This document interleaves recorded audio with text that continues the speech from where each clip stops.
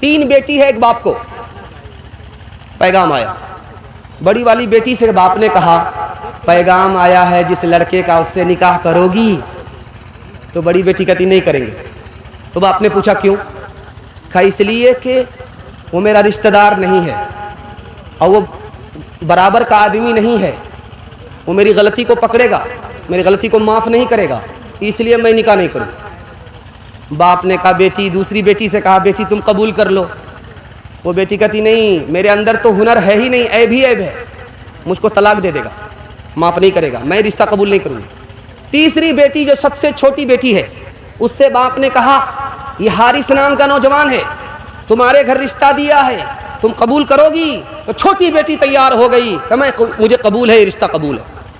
तो बाप ने पूछा कि बेटी रिश्ता क्यों कबूल है? कहा इसलिए कबूल है कि मेरे पास सूरत भी है, मेरे पास सीरत भी है और अल्लाह पर भरोसा है, जो होना होगा देखा जाएगा। बेटी ने रिश्ता कबूल कर लिया। 2 बस्ती में जंग हो रही है, लड़की का रुखसती का वक्त आया, लड़की हाथ जोड़ करके खड़ी हो गई, जब तक ये लड़ाई ख़त्म नहीं होगी मैं ससुराल जा नहीं सकती। अब जो शौहर था 300 ऊँट लेकर के दूसरी बस्ती वाले को मनाने के लिए गया कि जंग ख़त्म करो वरना मेरी बीवी मैके ही में रहेगी, ससुराल नहीं आएगी। उस बच्ची की अक्लमंदी को दाद दीजिए। शादी के बाद इस शर्त पर रुखसत हो रही है, पहले घर का झगड़ा ख़त्म करो, उसके बाद हम तुम्हारे घर आएंगे। उसकी वजह से 40 साल की लड़ाई एक दिन में ख़त्म हो गई। दूसरी मिसाल दे रहा हूँ, ध्यान से इसको सुनिए। इमराउल कैस सरदार है, एक आदमी के साथ 3 सवाल करता है, ये जो जनाजा जा रहा है जिंदा का है या मुर्दा का है? ये जो खेती खड़ी है ख़त्म हो गई या बाकी है? तीसरा सवाल करता, तुम मुझको उठाओगे या मैं तुमको उठाऊंगा? तो लड़की के बाप ने सोचा कि अकल से पैदल लगता है, रांची से आया हुआ है, हाफ पागल लगता है। उसने अपनी बेटी से कहा कि देखो एक बेवकूफ़ मेरे साथ आया है, जनाजा को देख करके कहता है कि जिंदा का जनाजा है या मुर्दा का जनाजा है। तो बेटी ने कहा वो सही सवाल किया, इसका जवाब क्या होगा? अब वो ये पूछना चाह रहा था कि इस मरने वाले का वारिस जिंदा है कि नहीं। वारिस है तो ये आदमी जिंदा है, वारिस नहीं है तो ये आदमी मुर्दा। अब उसके बाप को समझ में आया कि मेरी बेटी पढ़ी लिखी है, मुझसे ज़्यादा पढ़ी लिखी। कहा कि वो जो खेत के बारे में जो पूछा कि खेत ख़त्म हो गया या बाकी है, वो सवाल भी सही था।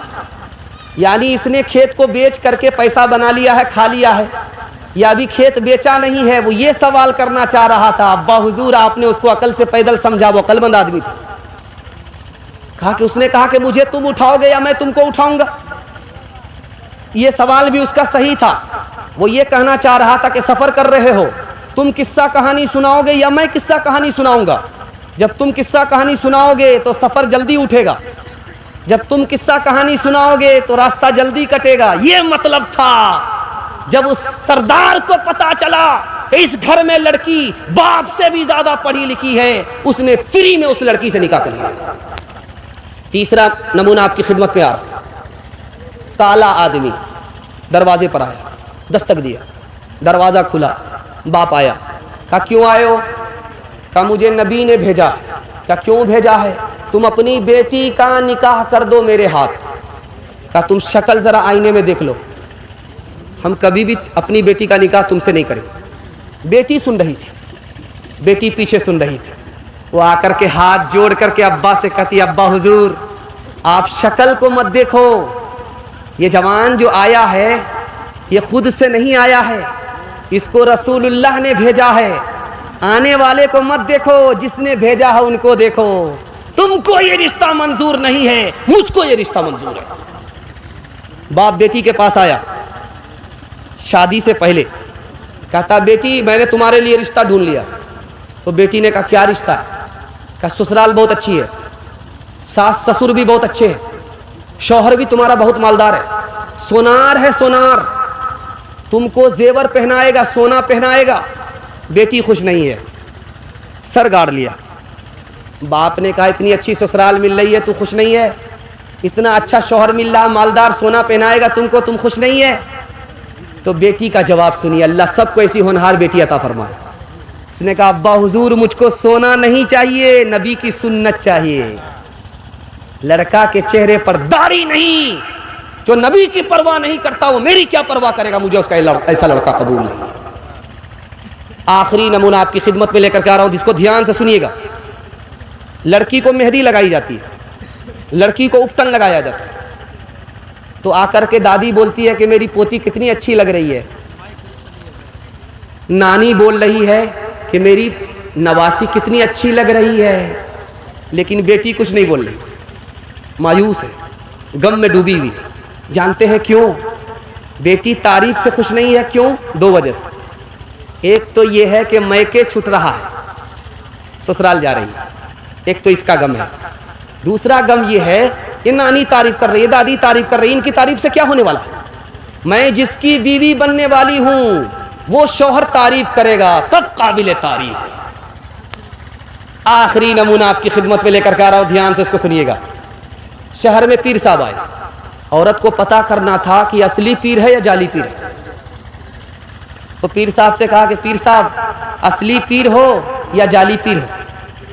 तो पीर साहब ने सर उठा करके कहा कि मैं 1 नंबर का पीर हूं, 2 नंबर पीर नहीं हूं, बैठता यहां हूं, मदीना देख लेता हूं। तो औरत ने कहा अभी 2 मिनट में पता चल जाएगा। दस्तरखान बिछा दिया, भात ला करके रख दिया, तरकारी भात में छुपा दिया, चावल में तरकारी छुपा दी। कहा पीर साहब खाना खाइए। कहा बहुत बदतमीज औरत है, सालन तो दिया नहीं, रूखा सूखा कैसे खाया जाएगा? तो औरत ने कहा कि आप 2 नंबर के पीर हो, बैठते यहाँ हो, मदीना नजर आता है, भात में तरकारी छुपी हुई है, नजर नहीं आ रही है। हुस्ने सूरत चंद रोजा, हुस्न सीरत मुस्तकिल, इससे खुश होती हैं आंखें, उससे खुश होता है दिल।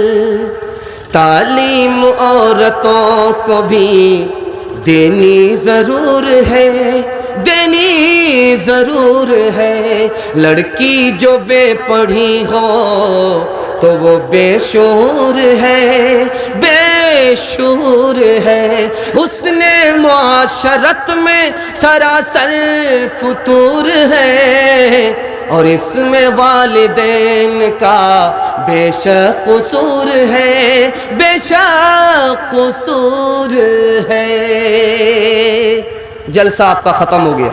3 वादा मैं लूँगा, आपके घर में कभी मुसीबत नहीं आएगी इंशाअल्लाह। गुनाह नहीं करेंगे, हाथ उठाइए। गलत नहीं कमाएंगे, गलत माहौल में नहीं जाएंगे, आपके घर में कभी मुसीबत नहीं आएगी। जलसा ज़िंदगी भर के लिए कामयाब हो जाएगा। 3 काम पर आप खड़े हो जाइए। वादा कीजिए अल्लाह की इबादत करेंगे इंशाअल्लाह, रसूलुल्लाह की इताअत करेंगे इंशाअल्लाह, मखलूक की खिदमत करेंगे इंशाअल्लाह।